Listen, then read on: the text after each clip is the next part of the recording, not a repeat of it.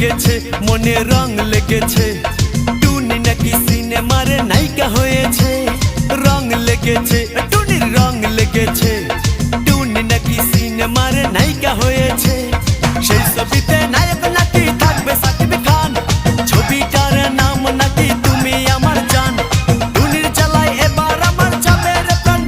প্রাণ রং লেগেছে মনে রং লেগেছে